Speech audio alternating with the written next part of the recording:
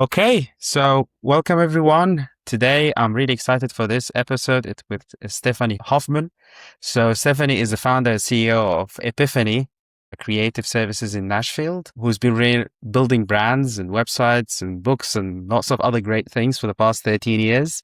So Stephanie, thank you for coming along.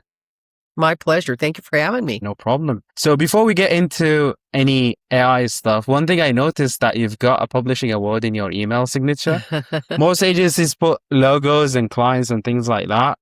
Why that one? Yes, well, we are a national award-winning house, as we say, and we had the pleasure of winning the Benjamin Franklin Gold Award with the Independent Book Publishing Awards. And what that means is we took home the gold in producing a book for our client at the time, who was astronaut Ray Seddon. The award, I should say, was in book production and design. We were pretty proud of that. Amazing. That's Yeah. really great. Great to Yeah. hear. So you've spent the whole career performing stage, screens, Mhm. 20 years of voice work. Mhm. And then in 2013, I guess you've started your agency. Can you take me through that decision? Like what was going Yes. on in your mind and what was the circumstances at the time?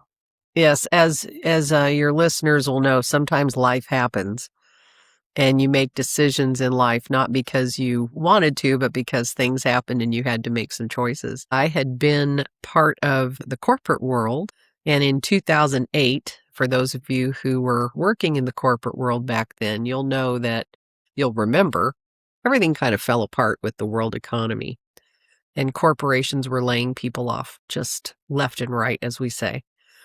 And I was part of a wave of deletions, as they called them back then, believe it or not, but layoffs in my company. And I took the time that I was laid off to write my own book. And then I was picked up by a 501c3 nonprofit organization in 2010. And then that CEO ran that organization into the ground and left on not so great terms. And I was kind of his number two in a way in certain areas. And so when everyone saw me, they did not like me because I reminded them of him. So I had to go again. So I've been now at that point laid off twice.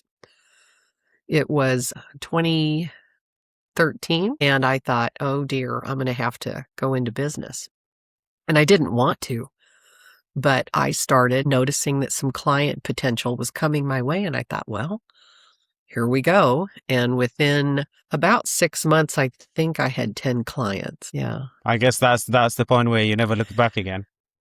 Yes, you are correct. And that is a great way to say it. It was everything face forward. Don't look back. Don't stop. Don't think. Don't ask. Just move and make it work, right?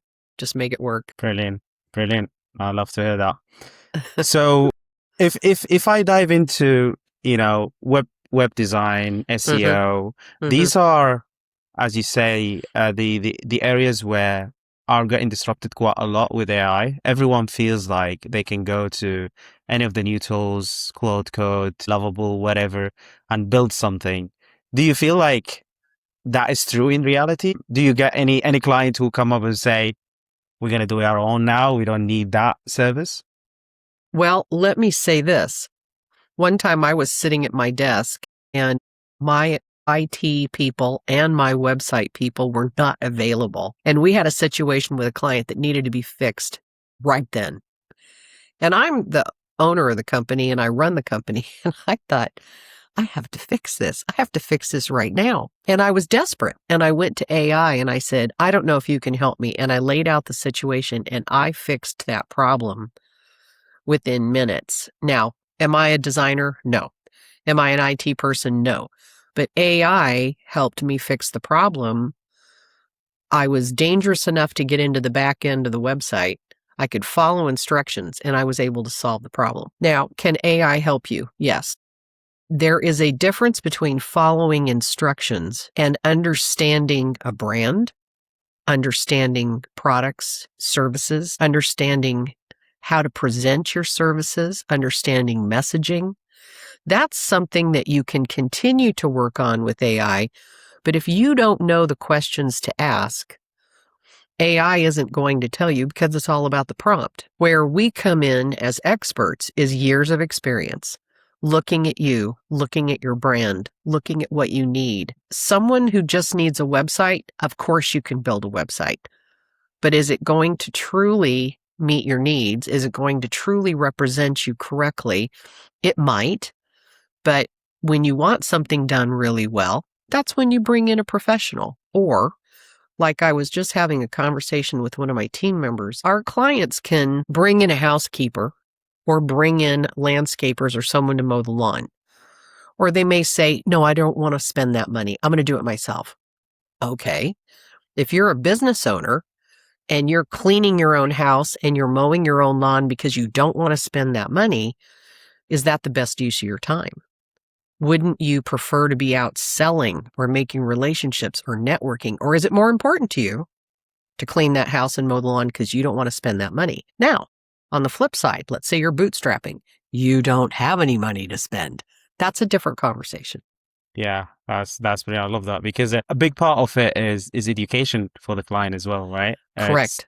I 100%. always think of it, you're always paying. It's just you choosing whether you pay with money or you pay with time. And paying with 100%. time doesn't necessarily all the time get you the result that you want because it's a skill. You have to develop it as well. Beautifully said. Well done.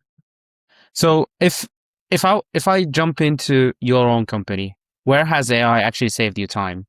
Do you guys experiment with it? Do you use it for your own internal SOPs, processes, and deliver to clients? I'm really glad you asked. I felt early on I had to get a feel and a grasp on AI or it was going to run me over like a truck. And I felt like I needed to be responsible to usher it into my company with protocols, policies before it ate us alive. You know your team members are going to be using it, but do you know how they're using it? Do you know why? Do you know where? Do you know what's going on? So I made a deal with my team. I said, okay, moving forward, Epiphany is going to pay for a Chat GPT account monthly. Everybody will go in, you have your own folder, and everyone will work within that Chat GPT environment so that I'm keeping everyone at least somewhat organized and in-house. I wasn't trying to police them. I just wanted everything to be clean and orderly and guided. Now, one of the things I told my team was use AI, but never let it be the creative force in the end and you stop creating. Use it to help you. Use it to fact check. Use it to help you with ideas. Use it to help you solve problems for clients quickly. But don't let it ever be your brain. Let it be your assistant. Treat AI as the best executive admin you could ever have in the world. It's not your boss. And let it be a bit of a mentor trainer, but never let it take over you. You tell it, I'm in control. This is what I need. Now, in fairness, we use it for everything. I have team members who I don't have time to train in certain things. And I'll say, I'd like you to go ask AI about that. I'd like you to research that. And I'd like you to try it. It might sound like we're cheating, but we're not. If we do have a situation or a problem with a client and we need it fast, like when I had to solve that website problem, I do allow my team members to do that. We even at times will check our pricing of a proposal and we will go into AI and I will say, hey, look at the Nashville market. Am I pricing accordingly or do I need to adjust this? I'm a boutique agency in Nashville and this is what we're going to submit to a client, but I'd like you to double check us. Then I also tell my team, don't ever just live off one AI component. Check it against Claude. Check it against Perplexity. Check it against Grok. Because you're going to get some different answers. And you might get some really great ideas. And if you just stay in one lane, there's so much you might miss. That's really good. I think especially asking a couple of AIs about the same problem and getting insights. That's right. Differently. You'd be surprised. Kind of broadening your horizon. Yeah. Yeah. You'd be surprised. Where specifically in the business you've seen AI delivering value versus areas where you said, you know what, I'm not convinced with that. I don't think it's there yet. So we'll hold thoughts on it Obviously, with the folder structure and the governance you put in place for the team, it makes things easier. But I'm just trying to understand the details of that.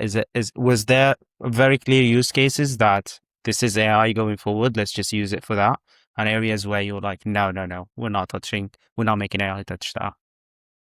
Well, when you have clients coming to you saying, "Hey, can you teach me about AEO and GEO?" You're like, "Okay, we better get ready here. We better know what we're doing." We have a client right now that's a very high-level client, very important, who came to me and said, "Okay, so are we applying AEO to our website?" And I was like, "Wow, that's amazing." So we sat down with that client and we created a master checklist, broke it down into monthly and phase attainability with benchmarks to say, okay, you want to take your website to the next level or make sure your website is going down the AEO, GEO path. Here's how we can do this.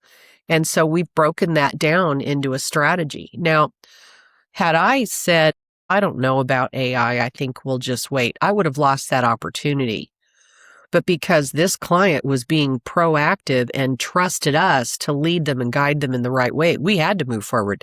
You're going to get run over by a truck if you hold back and say, just going to let this kind of play out. I just don't know. I'm not real comfortable. Well, you can make that choice, but I can assure you a year from now, you will be sorry. This is the Wild West right now of AI. And I know I'm preaching to the choir. I'm not really saying much your listeners don't know. I'm probably stating the obvious for a lot of them. You're never going to have this window of freedom with AI again. There will be governance at the highest levels at some point. The information and the data that's out there now that's available to you, you may not have that in 5 years. You may not have it in 2 years.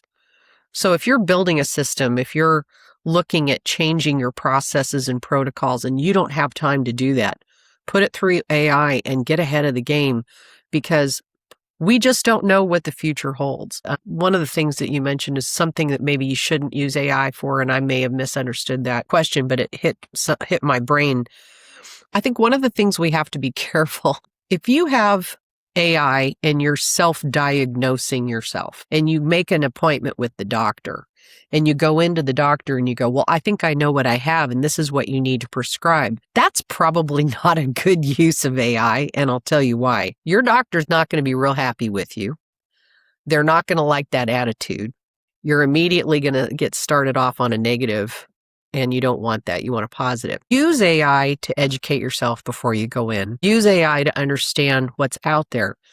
But don't use AI as your weapon. Don't use AI to prove your point to the world. That is a relationship tip I'm giving for free today. 100%. 100%. I think that's when I spoke to people from the same industry, that's the number one area where they're trying to kind of keeping AI at bay and say client relationship, no. I don't want AI to send my personal emails to my clients. Use it to make a presentation, but that's it. Any communication, Yes. any relationship building, this is on me. Thank you for clarifying that. That is the point. Relationship building is on you. Don't ever let AI build the relationship, maintain the relationship.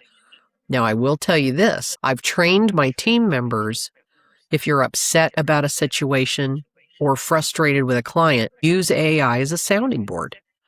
Tell AI, I've got this situation. I don't know what to say. It gives you time to decompress.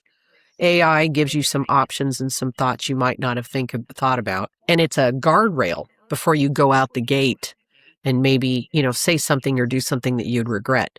So use it that way as an aid or like a little bit of a therapy session, but don't let it be your relationship. I have one individual, not on my team, but a colleague who's very socially tone deaf, and they didn't understand why they were having situations. And I said, why don't you run that by AI? And I have seen that person improve in so many ways. They're able to go into AI, say what they were going to say, and go, I shouldn't have said it that way. Yeah, you shouldn't have said it that way. And AI is great with that. That's brilliant. I think you mentioned something really interesting as well is AGO and clients coming up to you on that. What's your view on the industry currently with that? Do you see a lot of proactiveness around it? Do you have to go and educate clients about it?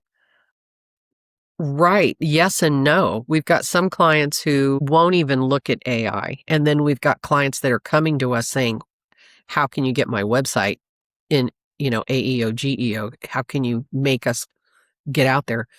One thing we're finding is that a lot of our clients are being found not by Google searches anymore, but by AI. I'm looking for a concrete company to come in and refinish my floors. I'm looking for someone who can fix my mold issue in my basement. They're not going to Google. The educated public, the more professionals who have money to buy your service, the ones that can be your target audience and your client, are going to AI to find you. They're not Googling. So you have to say, what can I be doing in my business, my website, my social media, my world that's going to get me found on AI, LLMs, versus, how much money am I going to throw into the Google search, which is another conversation. And I've already seen LLM ads, and I predicted that. I said, oh, Google ads, bye-bye, here comes AI ads. Well, I just had something pop up in my box yesterday. But, how much money are people going to continue to pour into one engine search, Google, and pay for ads on one engine search when people are going to AI to find you? Whole Yeah. new day. What's the strategy for that? Let's say that I come to you and ask, I've heard about this AGO, GEO. I'm spending, I don't know, 5-10 grand a month on my SEO optimization. Would you tell me to completely shift? Would you say, keep on SEO because it's working, and let's try to transition? What's the strategy in terms of, as a business owner, I'm doing well on SEO, but I want to move into this new world. What's the strategy on going there? Well, we would do a complete audit on you. We would do an intense audit. We just did one for a client. It was 26 pages. He was absolutely thrilled. We charged him for it. He didn't like the price, but he loved the results. There is a checklist of what you can be doing to begin moving yourself in the direction of being sure you're picked up by AI in the future. We would audit your schema. A lot of people don't even know what that means. You want to start looking at the fact that educate yourself that search engine optimization, when you do a search through an engine, you get links. Oh, we found these links for you to go research. We found these companies for you to go research. AEO, answer engine optimization, gives you the answer immediately. You don't have to go do the research. It tells you everything, gives you the answer. It doesn't give you a search, it gives you the answer. So you have to build your website, your messaging, and your social media so that you don't come up as a company, and a company, but one company. People don't realize their social media here has a different message than their website and a different look. And AI goes, oh, I found 4. Oh, it was really you, but you weren't unified across all channels, and AI is kind of confused. So there's a lot of things you could do. Unify those channels, unify that brand, look at your schema, and then start thinking about education. How can I, on my site, educate? And we're turning our clients more toward education, because answer engine optimization is all about information and education. So what we're trying to do is turn our clients, their services, into some form of education on their website or their social media, so that when AI goes out there, it makes it simpler to find them. They come up with lots of information and data. And of course, there's more things on the list, but I thought those would be the most interesting. I think that's a brilliant answer. That's what a lot of people probably missing right now. So we're coming towards the end, unfortunately. So yes, I want to kind of give you the floor to share any thoughts or ideas around, let's say in a year from now, how do you see AI shaping not just the industry in terms of what you mentioned about AGO and things like that, but how do businesses operate with AI, and what kind of, approach they take into adopting the technology into what they do today? Yeah, you're going to have to take a really good look at your brand. You're going to have to consider bringing in a professional to take a look for you who knows AI and understands this new world. If you're working off the old ways, you're going to waste your time, energy, and resources. You've got to start finding people who are in the know, that are tracking how businesses are being found, tracking how businesses are getting revenue and clients from the AI factor. One of the things that we continue to tell our clients is it's not coming, it's here. It's a bucking bronco. You've got to get on now, whether you understand it or are afraid of it, whatever. You have to get in the ring and you have to start embracing where we're at. Remember, this is the fun stage. We're at the place of AI that we won't, in 1 to 2 to 5 years, we won't be here anymore. So enjoy it where you're at. I know that sounds awkward. I know that sounds strange, but this is your time to really enjoy and learn. Spend some time in AI saying, teach me about you. Teach me about how you can help me with my business. Teach me about how you can help me with my website. Teach me about how you can help me with social media. Teach me about how I can make sure that people find me. Talk to it. I know it sounds strange. Talk to it as an assistant or maybe a mentor, but remember, you're in charge. Well, thank you, Stephanie. Thank you for your time, and You're welcome. Appreciate the time and effort you spent today with us. So thank you very much. I enjoyed it. Thank you so much. Thank you.